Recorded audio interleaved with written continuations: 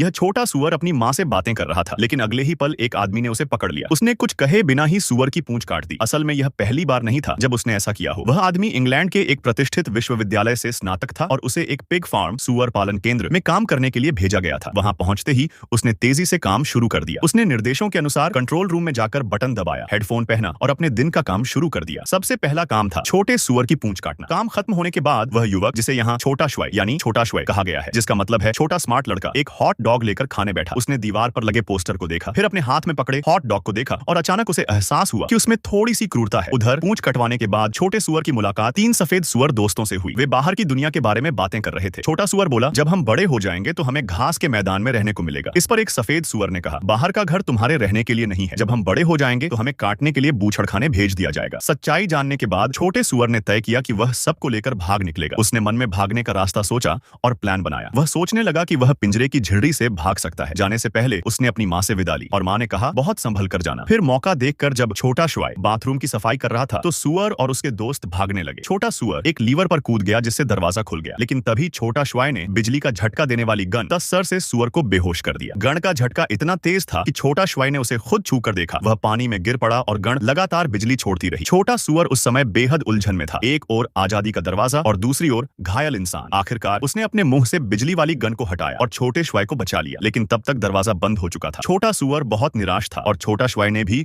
उसकी उदासी को महसूस किया, इसलिए उसने फिर से बटन दबाया। इस बार उसने न सिर्फ छोटे सुअर को छोड़ा बल्कि सारे पिंजरे खोल दिए। अब सारे सुअर आजाद हो गए थे। कई सालों बाद छोटा श्वाय की एक बेटी थी। वह अब भी सुअर पालता था, लेकिन अब वे सुअर एक खुले और हरे भरे आंगन में रहते थे। इस तरह छोटे सुअर का सपना आखिरकार पूरा हुआ।